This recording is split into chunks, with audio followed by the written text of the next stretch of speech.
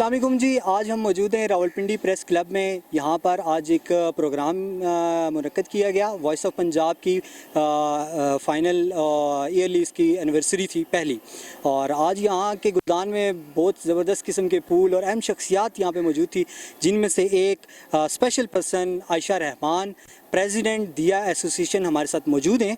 और अभी इनसे यही बात हो रही थी कि ये हमारे लिए मोटिवेशन है।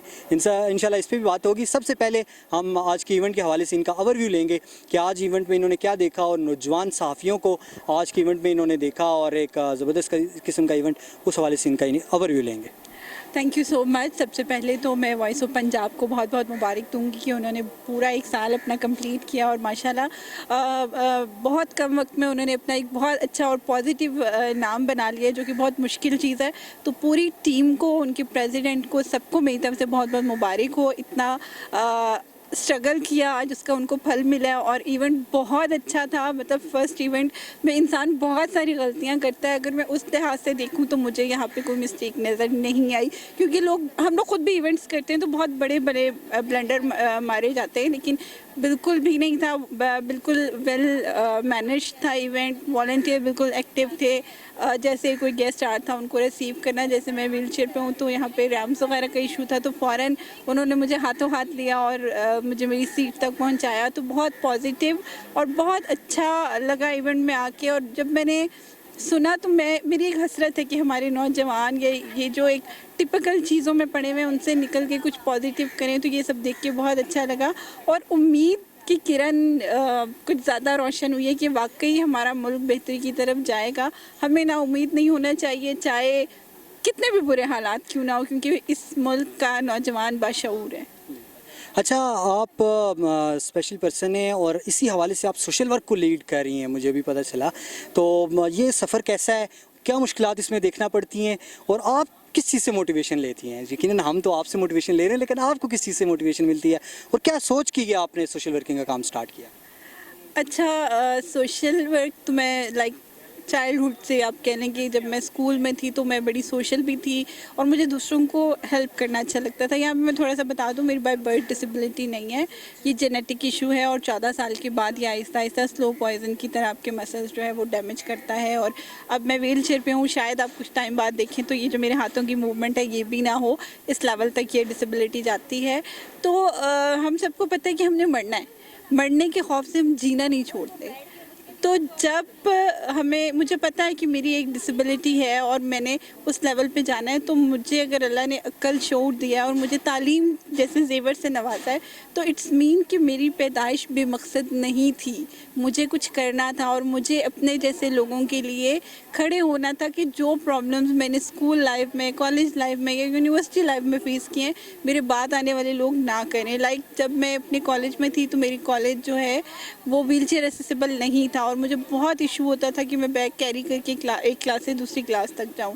तो वहाँ पे अल्हम्दुलिल्लाह मुझे बड़े फ़ख्र से मैं हर जगह और हर इंटरव्यू में ये बताती हूँ कि मेरा कॉलेज G10-4 इस्लामाबाद आज वो व्हील चेयर एक्सेसिबल है, और हर बैच में 5 से 6 लोग जो हैं वहाँ पे व्हील चेयर यूज़र्स आती हैं, गर्ल्स। तो मेरी टीचर मुझे कॉल करके कहती हैं कि जब भी कोई ऐसी बच्ची आती है तो हम तुम्हें दुआएं देते हैं, और वो हम उनको बताते हैं कि हमारी फ़लाँ बैच की एक स्टूडेंट थी और ये उसकी इनिशिएटिव था और उसकी कोशिशें थी कि 4 साल बाद यहाँ पे जो है यहाँ पे रैम्प बना। तो जब इस तरह की कॉल्स आती हैं और पॉजिटिव चीज़ें देखने को मिलती हैं, तो फिर लगता है कि हाँ, कुछ बड़ा करना चाहिए। कि वो लोग जो हम जिस माशरे में रहते हैं ना, वहाँ पे ये चीज़ की जाती है कि अगर कोई बच्चा माजूरी के साथ पैदा हो गया है, तो या तो ये उसके किसी बुज़ुर्ग के गुनाहों की सज़ा है, या उसके पेरेंट्स की किसी गुनाहों की सज़ा है।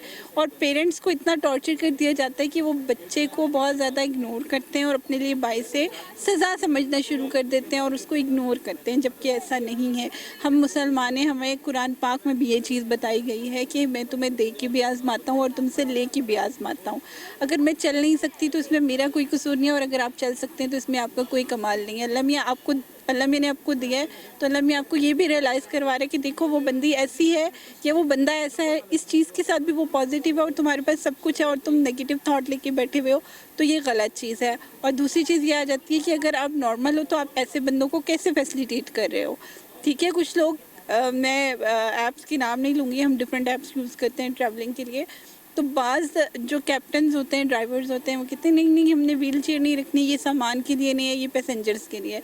तो वहाँ पे भी उसकी आजमाइश का लेवल है, लेकिन हम लोग नहीं समझते क्योंकि इंसान खसारे में है ना, सोच उतनी नहीं है।